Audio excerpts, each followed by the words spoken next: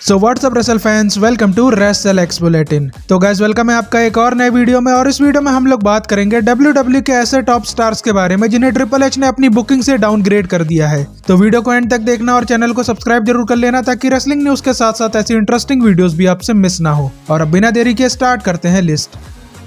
List में सबसे पहला नाम आता है एजे स्टाइल्स का, जिनकी बुकिंग ट्रिपल एच के आने के पहले टॉप स्टार की तरह होती थी। और ट्रिपल एच के आने के बाद तो फैंस ने यही सोचा था कि एजे स्टाइल्स को और भी अच्छी स्टोरी लाइंस में डाला जाएगा, बट असल में इसका उल्टा ही हो गया, क्योंकि पहले तो एजे स्टाइल्स को हील बनाने का प्लान बुरी तरह से फ्लॉप हुआ और हम लोग जानते हैं कि फेस बनकर भी उनकी बुकिंग कुछ खास नहीं हो रही है। और मेन बात तो यह है कि ट्रिपल एच एरा में एजे स्टाइल्स ने अब तक एक भी चैंपियनशिप नहीं जीती है और लगता भी नहीं कि वो जीत पाएंगे, क्योंकि उनके कॉन्ट्रैक्ट में अब कुछ ही महीने बचे हैं।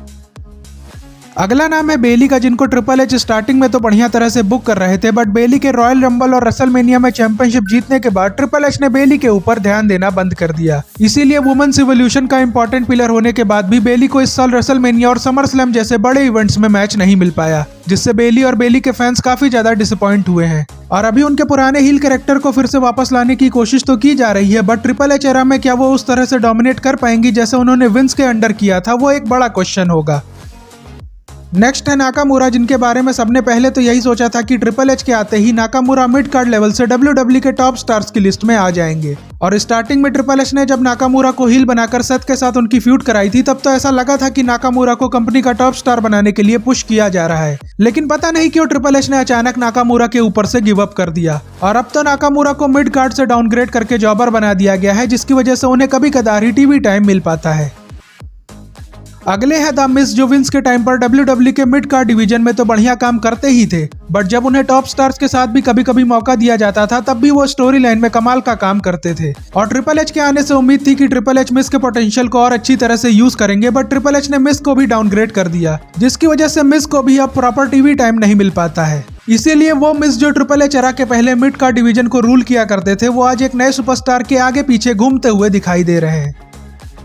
लिस्ट में अगला नंबर किसी सुपरस्टार का नहीं बल्कि टैग टीम का है, जिसका नाम है न्यू डे, जिनका डाउनफॉल भी काफी ज्यादा शॉकिंग है, क्योंकि ट्रिपल एच एरा के पहले न्यू डे उसोस की तरह ही टैग टीम डिवीजन को रूल किया करती थी। लेकिन हम लोग जानते हैं कि बिगी की इंजरी के बाद इस टैग टीम का डाउनफॉल स्टार्ट हो गया था, बट उसके बाद ट्रिपल एच ने न्यू डे को हील बना के एक नई शुरुआत करनी चाहिए थी, जिसकी स्टोरी लाइन में ट्रिपल एच ने अगर और एफर्ट डाला होता तो न्यू डे आज भी टैग टीम डिवीजन में बढ़िया काम कर सकती थी। लेकिन ट्रिपल एच ने ऐसा नहीं किया, जिसकी वजह से फैंस का इंटरेस्ट न्यू डे को देखने में और भी ज्यादा कम हो गया। इसीलिए ये कहना गलत नहीं होगा कि न्यू डे के कैरेक्टर में चेंज करके उन्हें भी डाउनग्रेड कर दिया गया है, जिसकी वजह से उनकी स्टोरी लाइन में अब फैंस का इंटरेस्ट नहीं रहा।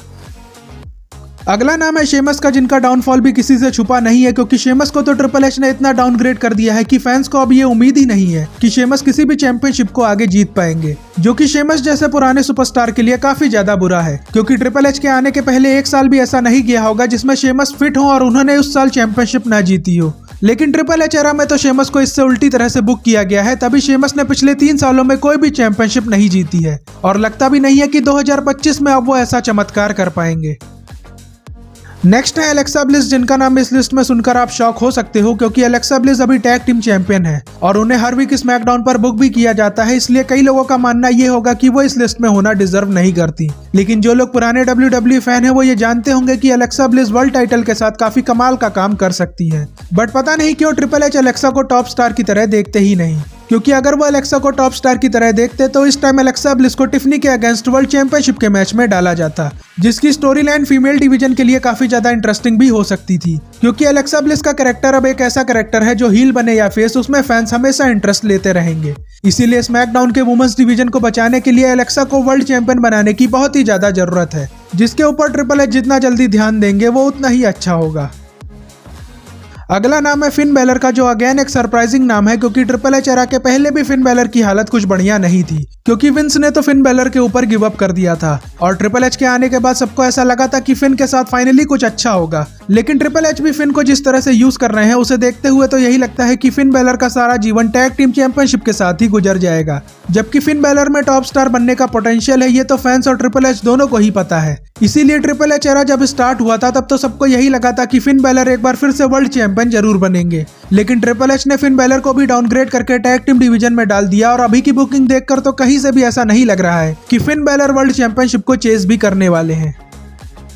लिस्ट में सेकंड लास्ट नाम आता है रोमन रेंस का, जिनके बारे में सबको पता है कि उन्हें ट्राइबल चीफ से ओटीसी बनाकर ट्रिपल एच ने डाउनग्रेड कर दिया है। और उनकी बुकिंग से तो हर कोई परेशान है, क्योंकि रोमन की स्टोरी लाइन काफी ज्यादा बोरिंग होती जा रही है। ऐसा इसलिए क्योंकि रेसलमेनिया के बाद से रोमन को सेम ही तरह से बुक किया जा रहा है, जिसमें पहले तो वो मार खाते हैं, फिर 1 महीने की छुट्टी पर जाते हैं और फिर वापस आकर बदला लेते हैं, जिस पर उन्हें रिएक्शन तो तगड़ा मिलता है, बट उसमें वो ट्राइबल चीफ वाली स्टोरी जैसा मजा बिल्कुल भी नहीं आता। और उसमें भी सबसे बेकार बात तो यह है कि रेसलमेनिया 40 में हारने के बाद से अब तक रोमन को किसी भी वर्ल्ड चैंपियनशिप के मैच में नहीं डाला गया है, जिसकी वजह से रोमन की स्टोरी लाइन दिन ब दिन बोरिंग होती जा रही है।